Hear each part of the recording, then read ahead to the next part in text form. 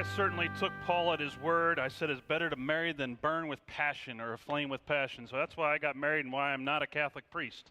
So I was like, I can't handle that. I don't know how anybody does that. But anyway, that's last week's message. Sorry. Okay.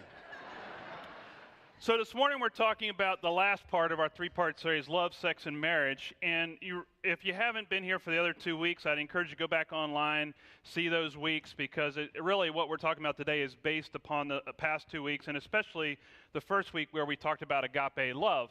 And one of the things we talked about in terms of agape love is that this agape love should define our relationships. And part of agape love is loving people unconditionally. Now, people have naturally raised the question over the past couple weeks as I've talked about this, well, how do you love someone unconditionally when your relationship is broken, or when there's divorce, or when there's a place where you've come to a place where you want to exit the relationship? And so I want to talk first about divorce and a little bit about some of the biblical allowances for divorce in the Bible as we head in and we'll talk about marriage this morning. In Rome, in the history of Rome, for the first 500 years of Rome, it was interesting. Historians can go back and look at legal documents that they have, archaeologists have. For the first 500 years of Rome, there is no recorded divorce in legal documents. They can't find any. And then all of a sudden, historians start to see the records of divorce showing up in Roman culture. And it actually becomes more and more prevalent as that Roman culture goes on. And it's almost as though divorce becomes a part of their culture. In fact, they have one record of a woman divorcing and remarrying 8 different times over a 5-year period of time. So it became more prevalent in the society, and as it became more acceptable in the society, as it became more acceptable, it became more prevalent. I think we're in a similar time today in America where divorce is becoming more acceptable and more prevalent, and we're going to talk about that. Because ultimately the goal of marriage is permanency and not choosing the divorce exit. We also are finding some of the researchers are also discovering is that divorce can be contagious in society.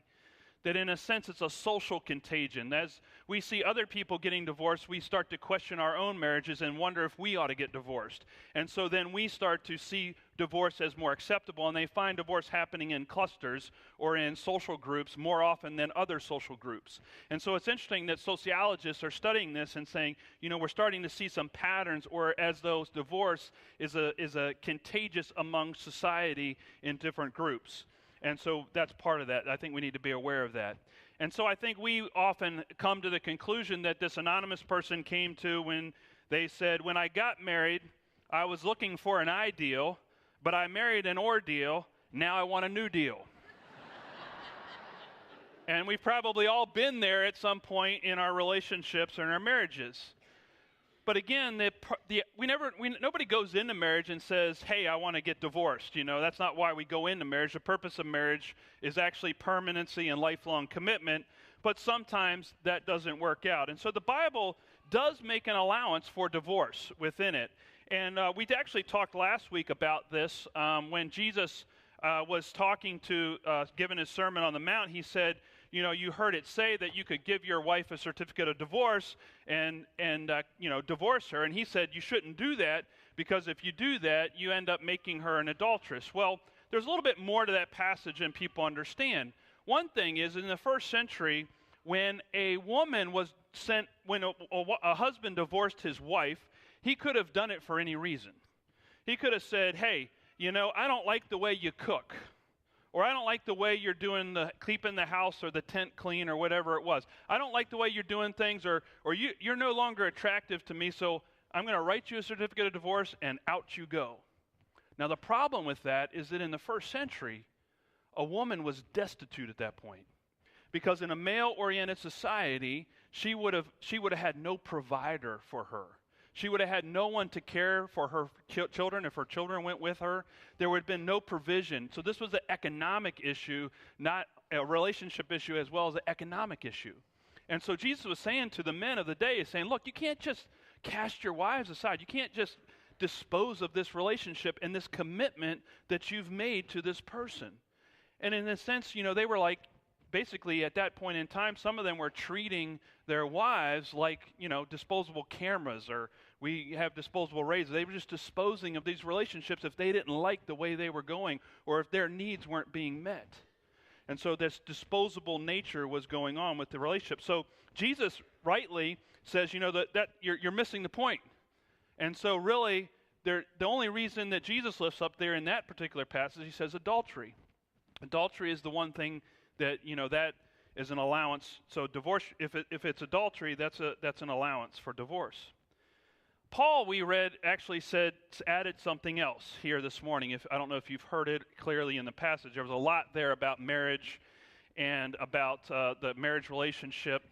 And one of the things that Paul actually lifts up is actually singleness here in the passage. And he actually says it's better to be single than to get married, is what he said. Again, I'm not Paul, and I got married, and I think it's a great thing to have. So, but what he lifts up to is this idea of desertion. That if your spouse deserts you, and he says, for the sake of peace, basically, allow them to go. And especially for the difference between a believing spouse and an unbelieving spouse. So that if the believing spouse and the unbelieving spouse goes and wants to desert the relationship or quit the relationship, he basically says, allow them to go. Allow the desertion to happen and keep the peace. And so allow that to happen. And I find today that that's true in a lot of relationships. People come to me and they say, our marriage is falling apart.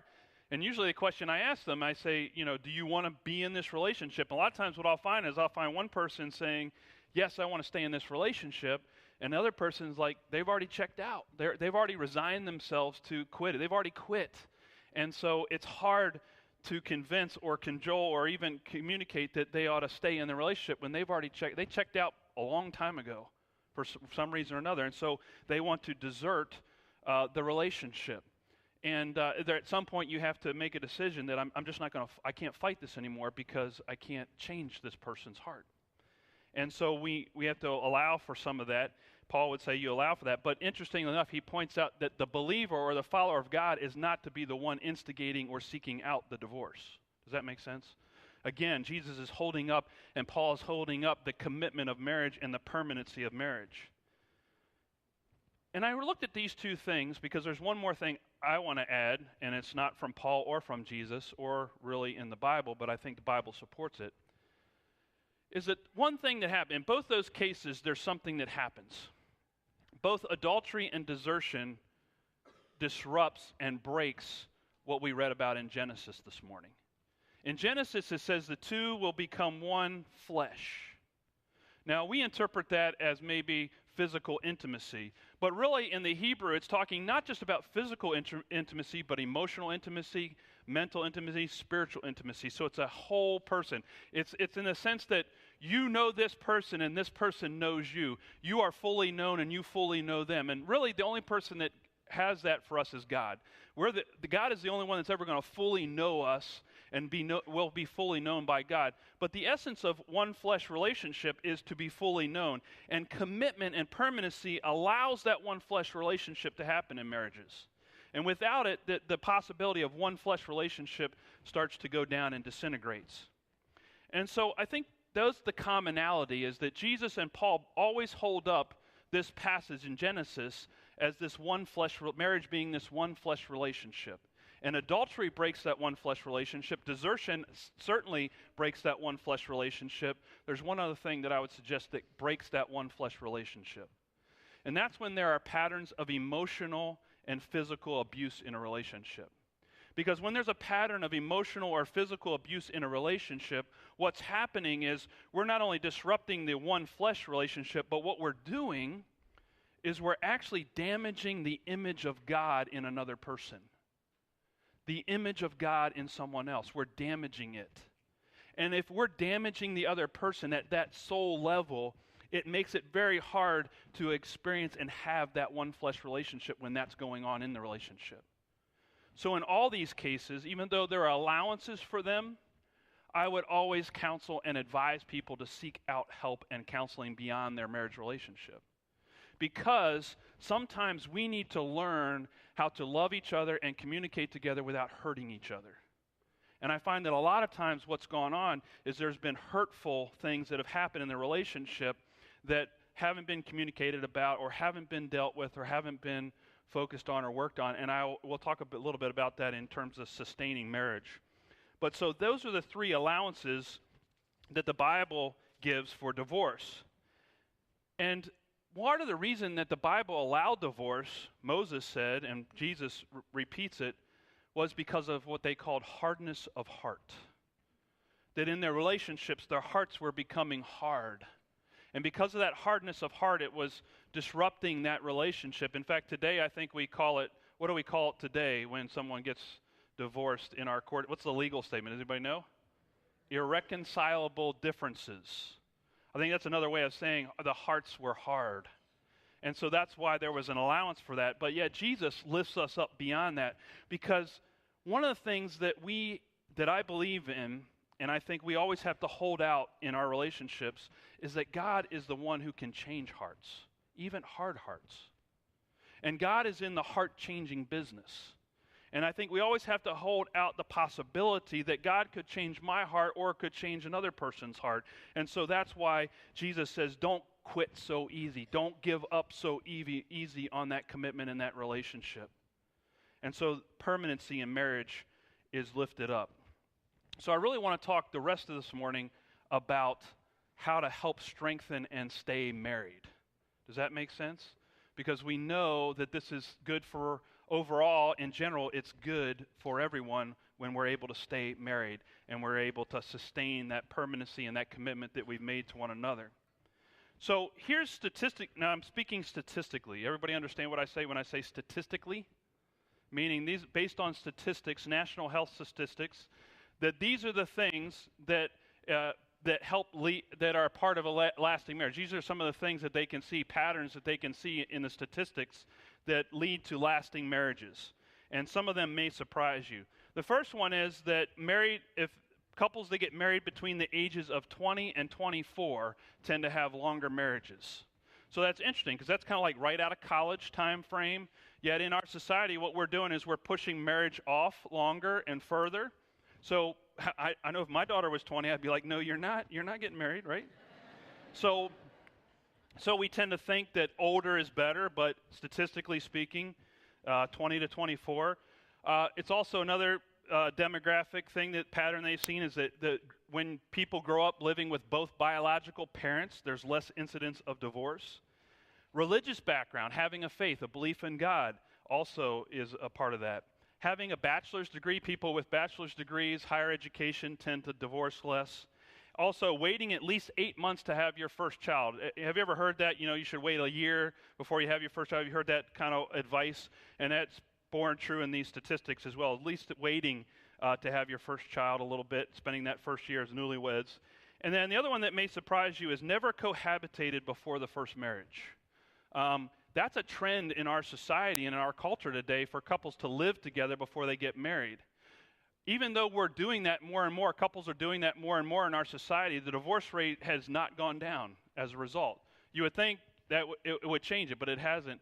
The other thing about that people who live together before they're married, they actually have a higher incidence of divorce than people who don't cohabitate before marriage. And so that's not for everybody, but generally, statistically speaking, it's those folks who wait to get married to move in together tend to stay married longer. So those are statistics.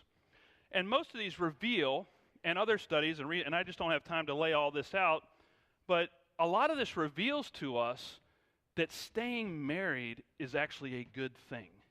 And I think staying married is healthy for us if we can work through those things, if we can stay married. It's good for the family. It's good for our society and our culture. And so these are some good things. And so we always, again, as I've been saying throughout this series, I want to hold up God's best for us and just know that sometimes we're going to fall short of God's best. And that's where we need God's grace and forgiveness. But our hope and where we want to go is to God's best for us. And so I want to talk about staying in marriage. Here's the best definition I've ever come across for marriage. Are you ready for this? This is the best definition. I actually heard it from Dr. Norman Wright, who is a marriage counselor, and he's written lots of books on the subject. But he defines marriage this way. Marriage is an unconditional commitment to an imperfect person. Does that make sense? You hear that? Unconditional commitment, that's permanency, commitment to an imperfect person. Let's all say that together. Marriage is an unconditional commitment to an imperfect person. Oh, if we could just get that one right, you know? So let me unpack that a little bit. First of all, marriage is an unconditional commitment. That's a hard one to understand, especially given all that we've already talked about. So I think sometimes when we enter into marriage relationships, and sometimes we think this way, we have a belief or an assumption that I'm in a contractual relationship with this person, that I have a contract with this person. I made a promise, they made a promise, and we have a contract. And so the contract says that if you do A, B, and C, I'll do D, E, and F. So as long as you hold up your end of the bargain, I'll hold up my end of the bargain. As long as you fulfill your end of the contract, I'll fulfill my end of the contract. That's a contractual way of thinking about a relationship. And then if person doesn't do A, B, or C, or a combination thereof, then I say, I don't have to do D, E, and F, because I'm thinking about it contractually. I'm thinking about it, if you don't hold up your end of the bargain, I'm not going to hold up my end of the bargain. I want to say to you, that's not marriage. That's a contract. That's a business relationship. What marriage is a covenant. Now, a covenant is different than a contract. So, for example, God's covenant to us is, God says to us, hey, if you guys don't want to be in relationship with me, I'm still going to love you. I'm still going to be committed to you. I still want to be in covenant relationship with you, even if you don't want to be in relationship with me. Covenant relationship says that even if you don't fulfill A, B, and C, I'm still going to do D, E, and F. Covenant says, even if you're not committed to me, I am going to stay committed to you. And so I think we each as individuals have to think and assess our own essential understanding of covenant and our promises that we make, and are we willing to fulfill those promises, and are we willing to stay committed? That's unconditional commitment, and it's hard. I'm not saying it's easy. But I want you to think about this. How many people here own their own home or wish to own their own home, right? You have your own home. Do you mow the grass at your house?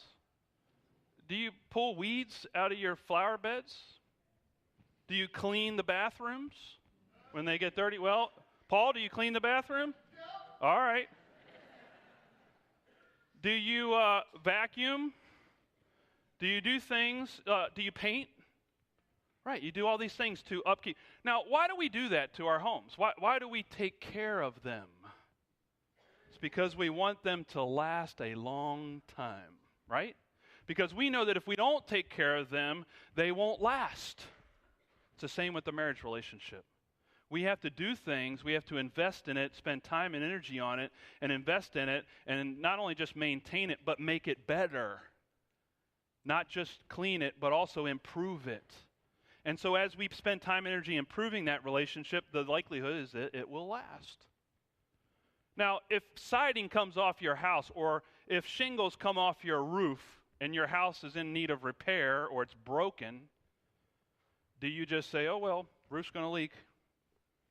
No. You go patch the roof. You go put new siding on the side of the house. Why? Because you know that if you don't repair it, it's going to fall apart. It's the same with relationships. Sometimes there are breaks, there are damages that happen in relationships. We damage each other sometimes, we break each other sometimes, and if we don't repair that relationship, it won't last. In fact, they did a study in the Love Lab in New York. Did you all know there's a Love Lab in New York City?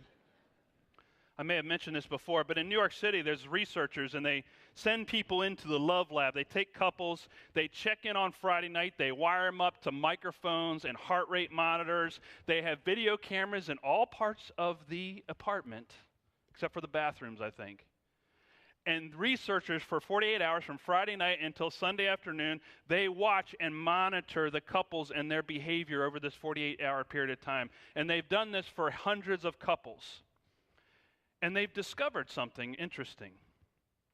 They've discovered, in fact, they claim that they have a 95% prediction rate on whether or not a couple will divorce or not, based on what they observe in the couple's behavior within that 48-hour period of time, and they can watch, they got all the science behind it, so to speak. One of the things that they have identified that is the difference maker between a couple that decides to call it quits and a couple that stays together is their ability to repair their relationship.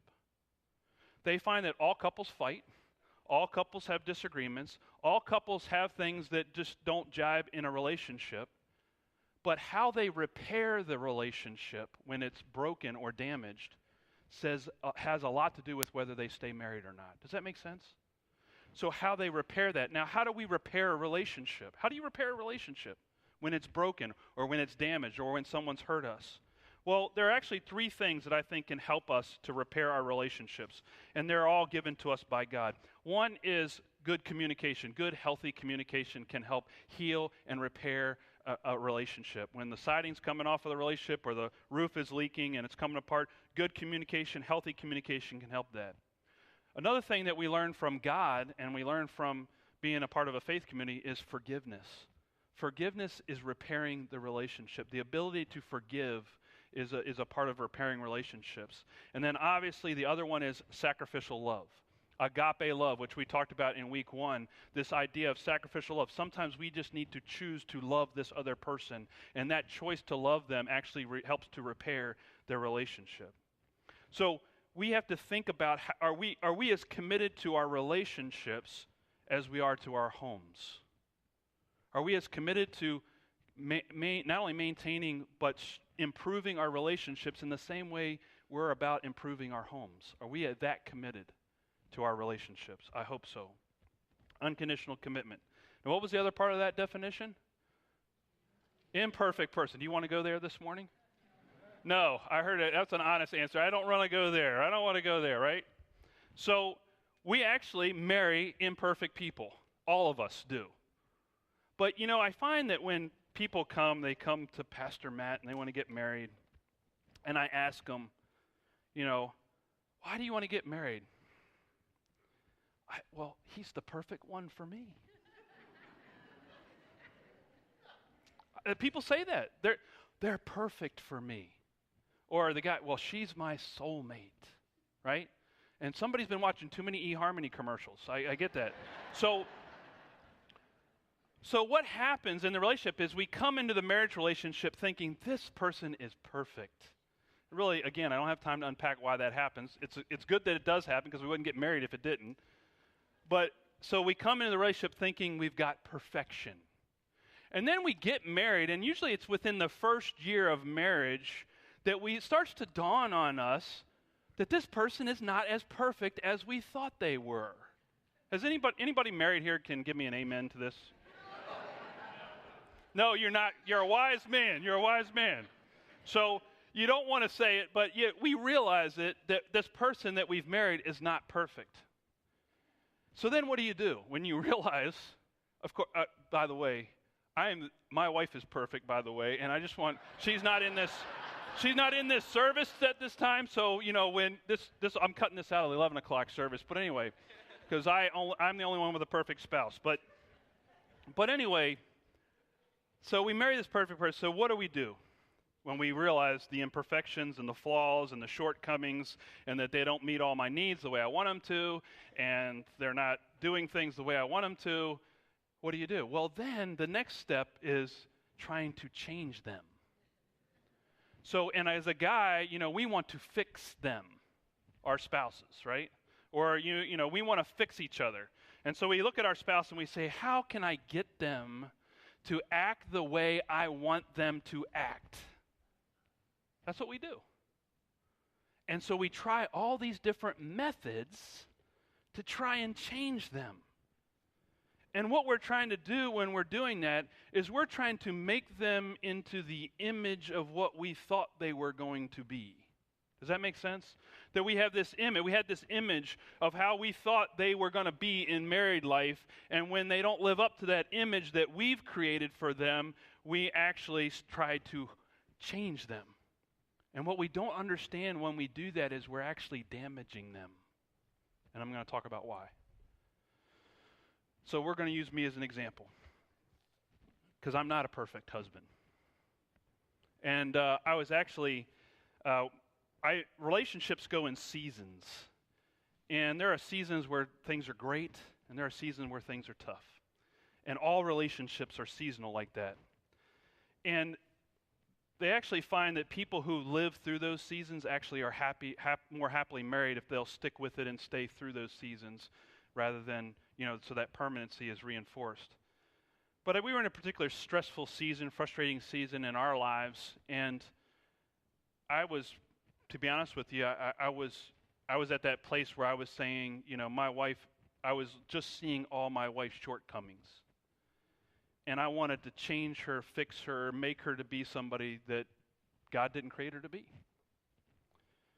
And I remember being really frustrated, stressed out, and I was thinking about this, and it was a time when I was training for a triathlon, so I went to the pool for my usual workout. And in the pool, if you ever swim in a local pool, if there's a person in all the lanes, you share a lane with somebody. And so I went up to this gentleman who was by himself in a lane, and I asked if I could share the lane with him. And he says, well, my wife's coming to be here, and I'd really like to share the lane with her, and she should be coming, and do you mind if I just wait for my wife? I said, oh, no problem. That's, of course, let your, do that. And so then I went to the next guy, and he allowed me, share the lane. So I'm sharing the lane right next to this older gentleman. And I'm doing my laps, and I see his wife come in, and every once in a while I'll do a set of laps, and I'll take a break, and you're kind of observing people around you, and I see his wife come in. I can tell that she's not real sure about this whole water thing. I mean, really, she doesn't want to get in the water. And so I see him get out of the pool and really come alongside of her and helps her down into the pool, helps her get comfortable. He's just being extremely patient with her. And then he gets her over into the lane. And then, I go back to doing my laps. And every once in a while I look over and I see him just, supporting her, helping her overcome her fear of the water, helping her learn how to swim, because obviously there was a lot of scared and fear. And what I saw was an example of a husband who was just being patient and cherishing his wife and honoring her and loving her and caring for her. And I'm swimming back and forth going, how can I change my wife? How can I change my wife? How can I change my wife? And then as I watched this beautiful example of agape love in this older couple, God changed my heart. God said to Matt, you're an idiot. Actually, God doesn't do that. God doesn't. Remember I said no verbal abuse or anything like that, so God doesn't talk to us that way. That's the way I talk to myself. But it was basically God, it was convicting me and saying, Matt, you're looking at this all wrong. Your job is to love your wife. Your job is to bring the best. Remember we talked about agape love looks for the best in the other person and wants to draw the best out of the other person? That when we love somebody, it's not about whether or not they're going to meet our needs. My commitment to my wife is to help bring out the image of God in her. So I had to give up my image. You hear this? I had to let go of my image of her and let go of that and say, what can I do to love my wife to allow God's image, God's best, her best to come out in her? And I knew that meant love, encouragement, support, cherish, honor. Those vows that we take when we get married, those are the things that are needed in that relationship. And so I'm in marriage not to fix or change this other person. That's the wrong way to go about it. It's about, what can I do to love this person? What can I do to bring out God's best for them? Not my best, but God's best. And so to look at your spouse differently that way, to allow God to change your heart, is very important. So I was talking to my wife about that this week, and we were, preparing for this sermon, and I asked her, how is it that you and I have experienced a very, I would say, a very fulfilling relationship, fulfilling marriage? And I said, we've been married for 22 years, and there are some people here who have been married for 60 years, and they're going strong. But I said to my wife, I said, so why, or not why, but what is it that helps, what is it about us that we're able to experience this kind of a relationship when we see a lot of other people not experiencing it? Where we see a lot of people experiencing brokenness and hurt and pain and unresolved pain. And I really say this, and I don't say this flippantly, I actually say this, that I love my wife more today than I did the first day I married her. And I think it's because we've been married for so long that I'm able to experience that. And that one flesh relationship in all the ways that we mean it. So I asked her, I said, what do you think it is? What is it that's helping us to stay married? What is it that's helping us? And the answer was not what's helping us, it's who's helping us. I believe God helps us.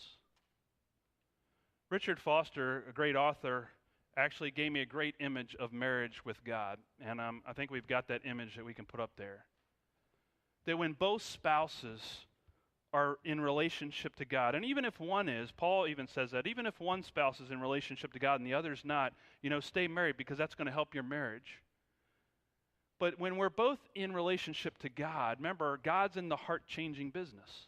That as we relate to God and as God shapes and molds us, it actually brings us closer to one another. So as both spouses move up closer to God, you notice they're also moving closer to one another, and they're experiencing more of that one flesh relationship.